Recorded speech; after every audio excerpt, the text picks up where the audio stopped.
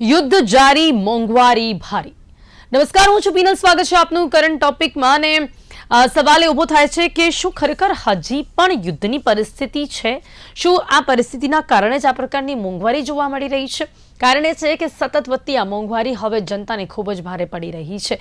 જે રીતે અન્ય દેશોમાં મોંઘવારી વધતી જોવા મળી, ક્યાંક હવે એ પરિસ્થિતિ ભારત દેશમાં પણ આવી છે.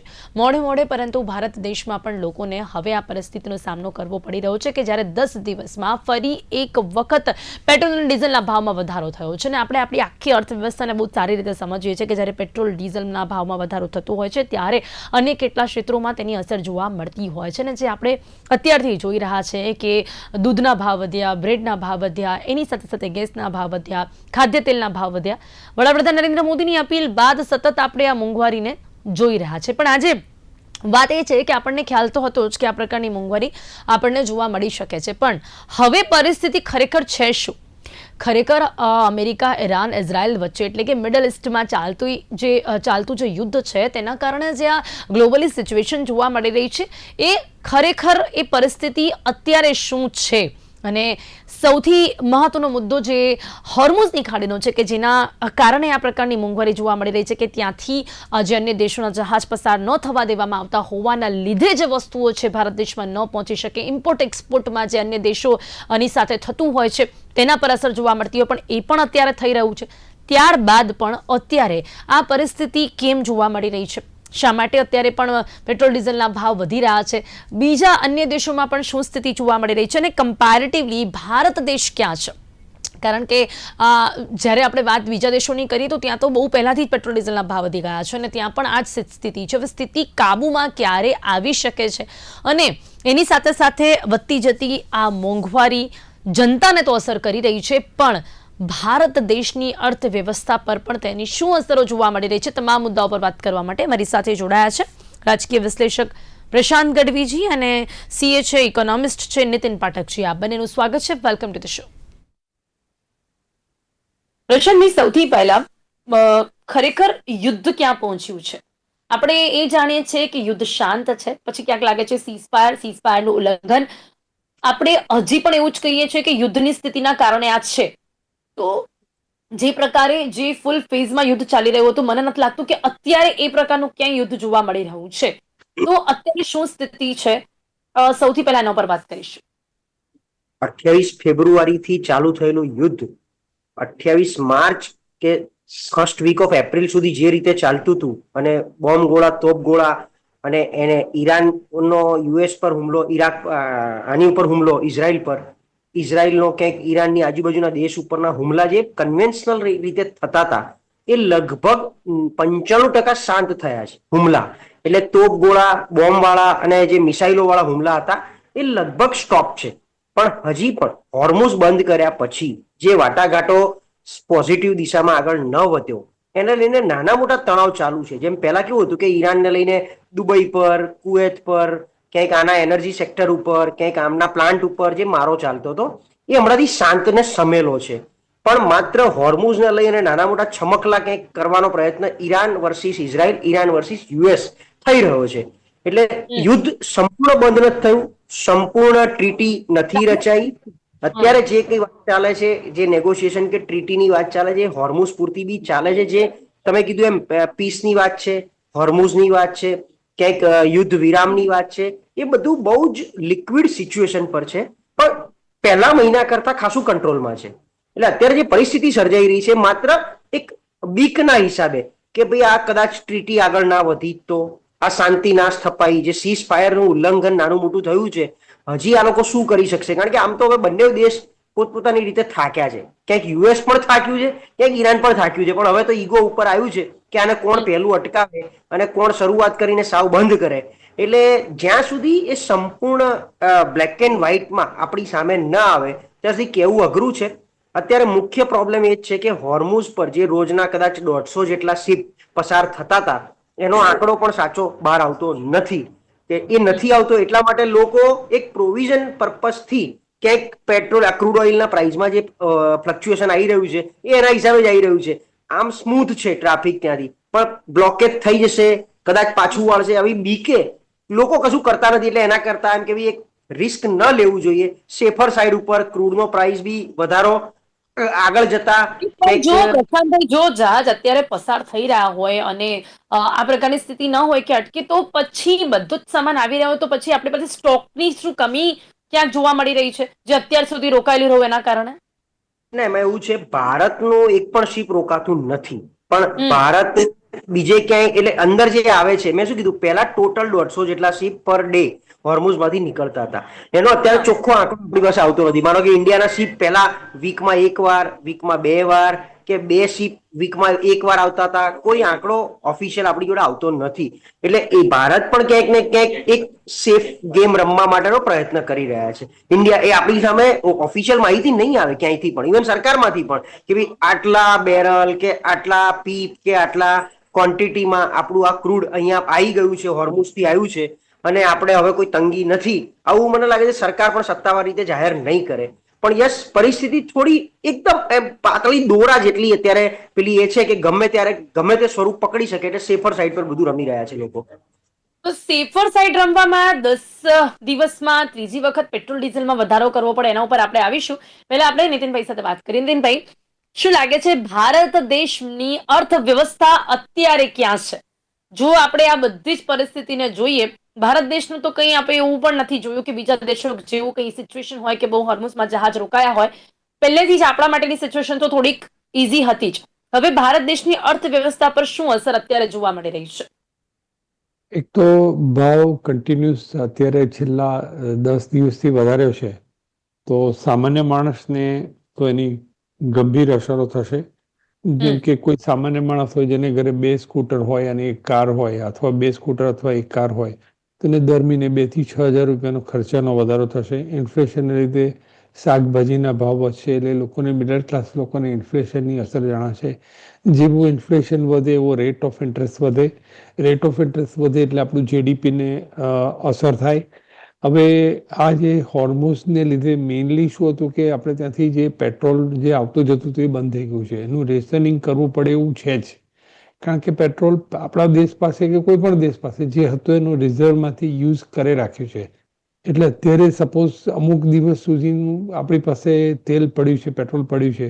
દરેક કન્ટ્રીમાં પેટ્રોલને લીધે પાકિસ્તાનમાં, બાંગ્લાદેશમાં, શ્રીલંકામાં, સ્પેનમાં, યુરોપમાં, અમેરિકામાં, બધી જ અમેરિકામાં તો એ લોકોએ પેટ્રોલનો ભાવ જ વધારી દીધો. એનું ઇન્ફ્લેશન બી બહુ જ ઊંચે ચડી ગયું છે. ગવર્મેન્ટે, આપણા ગવર્મેન્ટે, ઇન્ડિયન ગવર્મેન્ટે એના માટે સ્ટેપ બાય સ્ટેપ લીધા છે. હું તમને એક એક કરીને સ્ટેપ સમજાવીશ.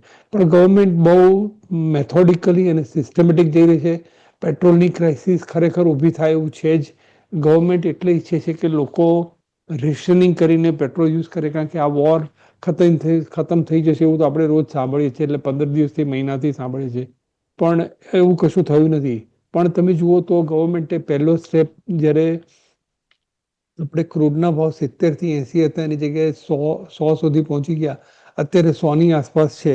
માર્ચ 26માં આપણે જ્યારે આખા વર્ષમાં $174.9 બિલિયન આખા વર્ષમાં આપણે ઓઇલ ઇમ્પોર્ટ કર્યું હતું. હવે એ ઇમ્પોર્ટનો ભાવ હતો 70 થી 80 રૂપિયા, અને અત્યારે ભાવ થઈ ગયો છે 100 થી 115. એ વખતે પેટ્રોલનો ભાવ, ડોલરનો ભાવ હતો, એના કરતાં અત્યારે ડોલરનો ભાવ 15 થી 20% વધી ગયો. એટલે આપણા દેશની ઇકોનોમીને બહુ જ ખરાબ રીતના અસર થઈ રહી છે. આપણો દેશ એટલો મોટો છે, 150 કરોડની પબ્લિક છે, એટલે આ બધા જ ધીમે ધીમે આપણા જે પ્રોગ્રેસના છે, જીડીપીને છે, પણ અસર થાય એવું છે જ. એમાં કોઈ શંકાને સ્થાન નથી. ગવર્મેન્ટે પણ બહુ જ વાઇઝ સ્ટેપ લીધું જોઈએ. એમણે જો આ ભાવ પહેલાં જેટલો એકચ્યુઅલનો ડોલરનો ભાવ આપણને જે ઇમ્પોર્ટ ભાવ પડે છે એ લીધું હોત તો અત્યારે શેર માર્કેટ કડાકે બોલાવ્યું હોત. પણ ગવર્મેન્ટ બહુ સિસ્ટમેટિક ઓછા ભાવ કરીને વધારે છે.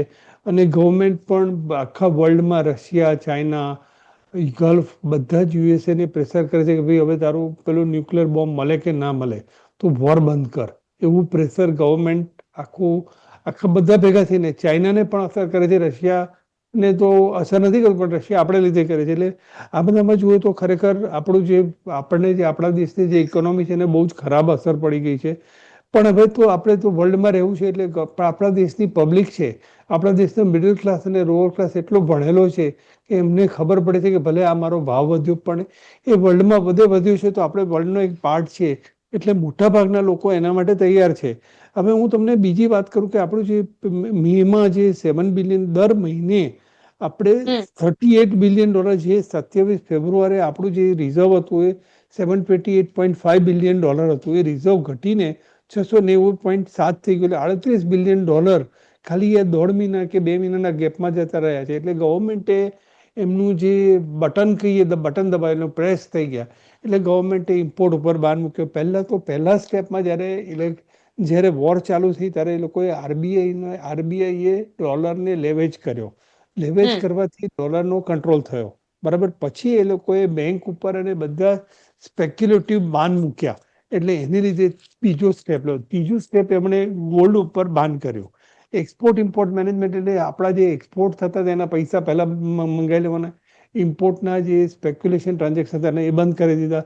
હવે લોકોએ ચોથા સ્ટેપમાં મોદી સાહેબે બધાને કીધું કે હવે તમે ફોરેન જવાનું બંધ કરો, ગોલ્ડ ઓછું વાપરો, લોકો પોતાનું ફોરેન ટ્રાવેલ ઓછું કરો. અમારી ઓફિસમાં બધા જ લોકો હવે મેટ્રોમાં આવે છે, કારણ કે દેશમાં આ પરિસ્થિતિ આપણા દેશમાં નથી, બધા દેશમાં છે. પાકિસ્તાનમાં તો જે મેચ રમાડતા હતા આઈપીએલની મેચ, ત્યાં આગળ PSL મેચ છે. પણ નિતિનભાઈ, આપે જે વાત કરી, પ્રશાંતભાઈ, શું ખરેખર પ્રેક્ટિકલી એ થતું જોવા મળી રહ્યું છે? મેં તો ઘણા લોકોને એવું પણ સાંભળ્યું કે અમે તો સોનું ખરીદીશું જ. ઘણા લોકો છે કે જે લોકો અત્યારે પણ ગરમીના કારણે ફૂલ પેટ્રોલ ડીઝલ પુરાવીને જઈ જ રહ્યા છે. ઘણા એવા લોકો છે જ કે જે હજી પણ કામના કારણે ફોરેન ટ્રીપ તો કરી રહ્યા છે. તો પ્રેક્ટિકલી શું સિચ્યુએશન આપને જોવા મળી રહી છે? ખરેખર જે નેતાઓએ બતાવ્યું કે આપણે મેટ્રો ટ્રેનમાં સફર કરીએ, આવી કઈ પ્રેક્ટિકેલિટી તમને જોવા મળી રહી છે ખરી?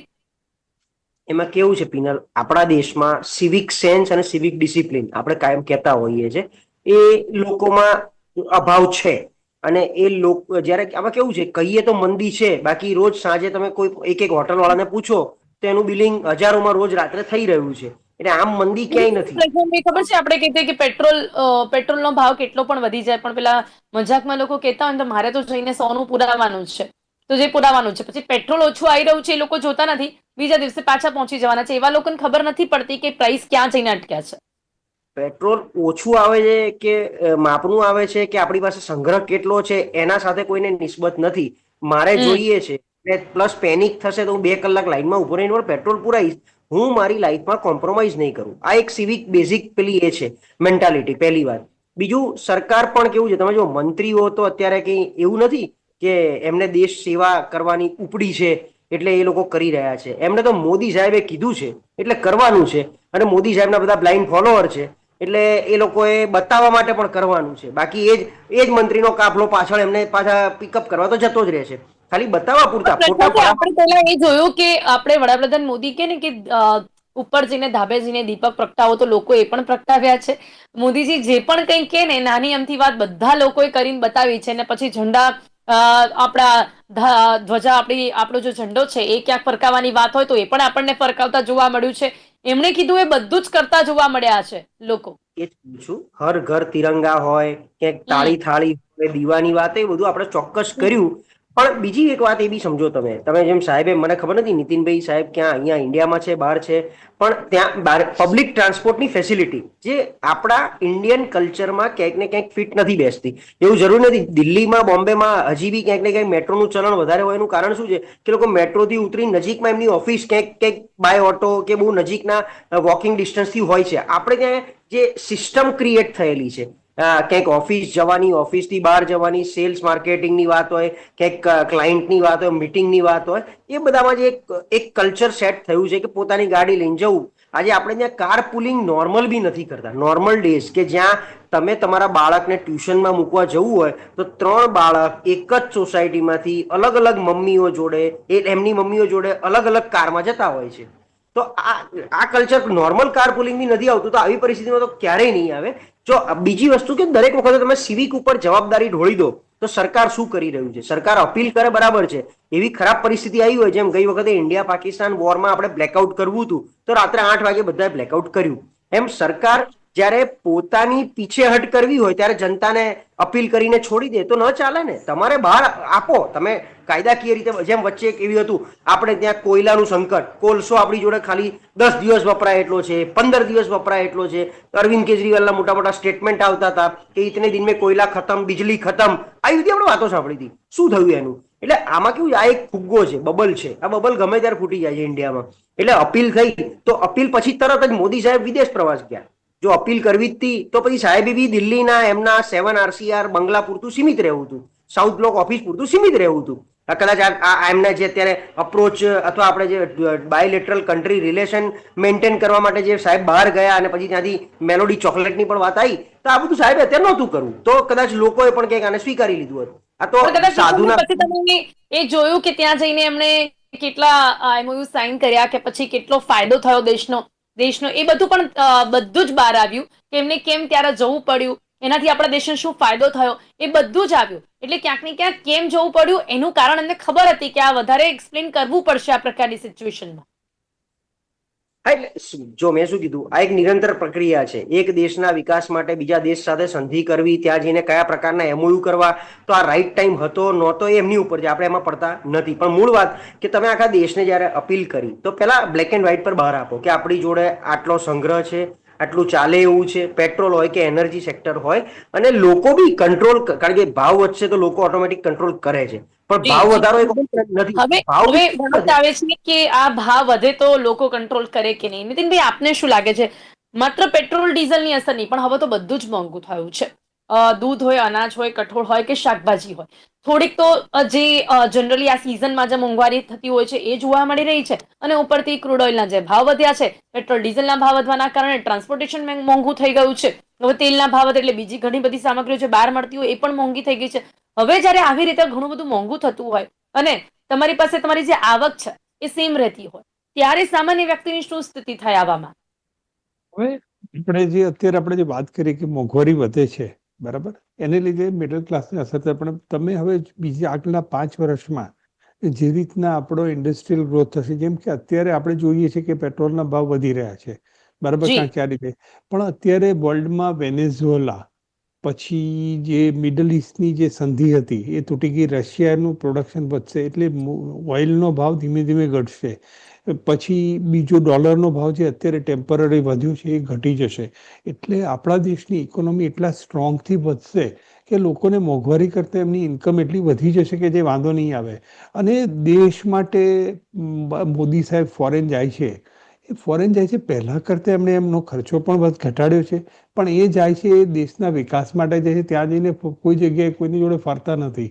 એટલે બીજી વસ્તુ, હું તમને અત્યારે ઓઇલનો ભાવ આ જેવું હોમરૂસ પતશે ને એટલે હું એવું કહું છું કે અત્યારે જ્વેલરીના શેર નહીં ખરીદવાના, એવિએશન ઇન્ડસ્ટ્રીના શેર નહીં ખરીદવાના, ટુરિઝમનો નહીં ખરીદવાના, ફર્ટિલાઇઝર નહીં ખરીદો, IT સેક્ટરના શેર મત ખરીદો, ડિફેન્સ, ઇન્ફ્રાસ્ટ્રક્ચર, કન્ઝ્યુમેબલ, સ્કિલ જે ઇન્ડિયાની હોય, ઓઇલ સેક્ટરના શેર ખરીદો, ફર્ટિલાઇઝરના શેર ખરીદો, EV કંપનીના શેર ખરીદો. એટલે હું એવું કહું છું કે અત્યારે શેર માર્કેટ જે ભલે અત્યારે ડાઉન દેખાય, અને અત્યારે અમેરિકા ઉપર પ્રેશર છે. કોનું પ્રેશર છે?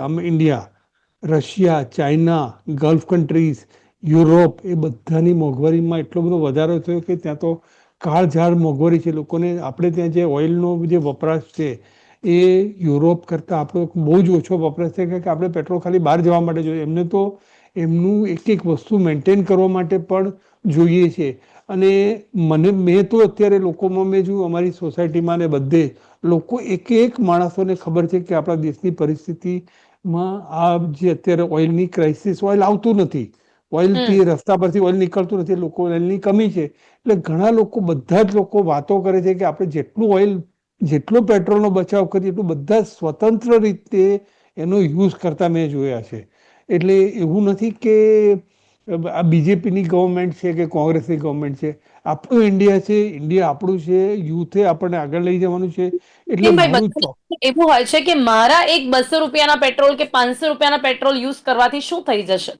આ બધાના મનમાં સવાલ કે હું જો એક 500 કે 1000 રૂપિયાનું પેટ્રોલ પુરાવી લઈશ તો શું થઈ જવાનું છે? બેન, આપણે ઘરમાં 5 જણ અહીંયા છે, બરાબર, તો કેવું ક્રાઇસિસમાં પપ્પાને કંઈક માદા પડ્યો, ઘરમાં કંઈક પૈસા નીકળે, ઘરમાં બધા જ દોડી પડે છે. એવી જ રીતના દેશ માટે બધા કરે જ છે. તમને એવું લાગે છે, પણ મેં તો જોયું છે. નહીં, હું બધાની વાત નહીં નીતિનભાઈ, બધાને આપણે એક સરખા તો નથી જ કરી રહ્યા. પણ જો તમે 100% માંથી 70% આવવા જોશો તો 30% આવા પણ જોશો કે જે લોકોને એવું પણ સરકારનું શું કામ છે? અપીલ કરવાનું કામ છે કે સરકારે બસ કહી દીધું આ પ્રકારની સિચ્યુએશનમાં અમને લાવી દીધા, આવું પણ વિચારનારા ઘણા બધા લોકો છે કે મારું એક કરવાથી શું થઈ જાય. ચલો તમે જે કહો છો હું કહીશ કે 70-80% એવા લોકો હશે કે જે લોકો આવું સમજતા હશે. પણ ધીમે ધીમે વધશે ને, ધીમે ધીમે લોકો વધશે. દેશ માટે દેશ છે તો આપણે છીએ. ઘરમાં નથી હોતો, નાના નાના ઇસ્યુ તો ઘણા લોકો નથી સમજતા. આપણી પાસે સમય ઓછો છે, પણ તમને શું લાગે છે કે સિચ્યુએશન કંટ્રોલમાં આવતા કેટલો સમય થશે? મને એવું લાગે છે કે 1 મહિનામાં બધું થાળે પડી જશે, કારણ કે અત્યારે બધી પરિસ્થિતિ યુએસએમાં બહુ ખરાબ છે. યુએસએમાં પેટ્રોલનો ભાવ એટલો બધો વધી ગયો છે. ગલ્ફ કન્ટ્રીઝ વાળા લોકોને પ્રેશર કરે છે કે અમારે નથી લડવું, ખાલી એક ઇઝરાયલને જ લડવું છે. અમેરિકાની પ્રજાને બી નથી લડવું. એટલે આનો ઈલાજ તો થોડા સમયમાં આવી જ જવો જોઈએ. Okay matter of Prashantbhai, time. આજે શેરમાં કેટલું ઉચકાયું છે ને, 2%. કેટલા સમયમાં કંટ્રોલમાં આવી જશે પેટ્રોલ ડીઝલના ભાવ? પછી બેક ટુ રૂટીન ક્યારે આવી જશે? મોંઘવારી ક્યારે ઘટી જશે? ગવર્મેન્ટ ભાવ ઘટાડવાની નથી. જી ઓકે એ પ્રશાંત. લોકો આ પૈસા પછી ફરી ઇન્ફ્રાસ્ટ્રક્ચર ડેવલપમેન્ટ માટે જ વાપરશે. ઓકે પ્રશાંત બી સાથે હું સંમત થઉં છું. ઓકે પ્રશાંતભાઈ. યુદ્ધની પરિસ્થિતિ થોડી શાંત થાય અને બંને વચ્ચે સંધિ રચાય અથવા જે ડિસ્કશન વાટાઘાટો ચાલે છે એ સારી રીતે જો પૂરો થાય તો એકાદ મહિનામાં પરિસ્થિતિ સુધરે. અને અત્યારે બી $100 પર બેરલનો પ્રાઇસ એની આસપાસ જે જઈ રહ્યો છે. આપણે ક્રૂડનો પ્રાઇસ 140-132 સુધીનો તો મારીને તમારી સાંભળણમાં અને સમજણમાં જ છે છેલ્લા 15 વર્ષમાં. અને ત્યારે પણ પેટ્રોલના પ્રાઇસ જોઈએ એટલો કંટ્રોલ કરી શક્યા હતા. અને હજી આપણે ત્યાં પેટ્રોલ જીએસટીમાં નથી આવ્યું. આપણે પેટ્રોલ ઉપર વેટ જ લેવાય છે. એટલે પેટ્રોલિયમ કંપની એની નફાખોરી આ બધું સરકાર ધારે તો બે બાજુથી કંટ્રોલ કરી શકે. જેટલું પ્રજા કંટ્રોલ કરે કેટલો એટલું સમય લાગશે? આપને શું લાગે છે સિચ્યુએશનને કંટ્રોલમાં? 1 મહિનામાં લગભગ બધી પરિસ્થિતિ થાળે પડશે. ઓકે એટલે સાંભળવામાં અત્યારે આપણને સારું લાગે કે જો 1 મહિનામાં આ સિચ્યુએશન કંટ્રોલમાં આવવાની હોય તો ઇટ્સ રિયલી વેરી બેટર. આપણે એવું કહી શકીએ છીએ, કારણ કે બીજા દેશની કમ્પેરિઝનમાં તો લોકો ઘણા સમયથી આ પ્રકારની સ્થિતિનો સામનો કરી રહ્યા છે. એટલે બહુ લાંબા સમય સુધી એ લોકોએ મોંઘવારીનો સામનો કર્યો, અને આપણે 1 મહિનામાં જો બેક ટુ રૂટીન આવતા હોય તો કમ્પેરેટિવલી બીજા દેશ કરતા આપણે બહુ સારી સ્થિતિમાં રહ્યા એવું કહી શકાય છે. સમય અહીંયા સમાપ્ત થાય છે. પ્રશાંતભાઈ, નીતિનભાઈ, આ બંને મારી સાથે ચર્ચામાં જોડાયા તે બદલ આપનો ખૂબ ખૂબ આભાર. Thank you so much. તો યુદ્ધ જારી, મોંઘવારી ભારી આપણને ચોક્કસપણે અત્યારે તો લાગી રહ્યું છે, પણ જે પ્રકારે આપણે નિષ્ણાતો સાથે વાત કરી રહ્યા છે તે સાંભળીને આપણને ઘણું સારું લાગે કે જો આ સિચ્યુએશન 1 જ મહિના રહેવાની હોય અને પછી બધું બેક ટુ રૂટીન આવવાનું હોય તો જેમ મેં કહ્યું કે બીજા દેશ કરતાં તો આપણે બહુ જ સારી પરિસ્થિતિમાં રહ્યા એવું કહી શકાય છે. કે પાકિસ્તાન ઘણા સમયથી ત્યાં પેટ્રોલ ડીઝલના ભાવ આસમાને છે, ડબલ છે. બીજા ઘણા એવા દેશો છે, આપણા દેશો જે આપણા કરતાં આગળ હોવાના છતાં પણ ત્યાં મોંઘવારીનો સામનો કરી રહ્યા છે. અત્યારે ચોક્કસથી જે સામાન્ય જનતા છે એમને મોંઘવારીનો સામનો કરવો પડી રહ્યો છે, પણ જો 1 મહિના આ પ્રકારની સ્થિતિ રહેવાની હોય તો આપણે આપણા દેશ માટે જ આ કરી રહ્યા છે, કારણ કે આ ગ્લોબલી આ પ્રકારની સિચ્યુએશન છે. એટલે અત્યારે હાલ આપણે કે સરકાર કંઈ જ નહીં કરી શકે, માત્ર રાહ જોવી પડશે અને બજેટને મેનેજ કરવું પડશે. કરંટ ટોપિકમાં અત્યારે બસ આટલું જ. ફરીથી મળીશું નવા વિષયની સાથે. ત્યાં સુધી રજા આપશો. નમસ્કાર.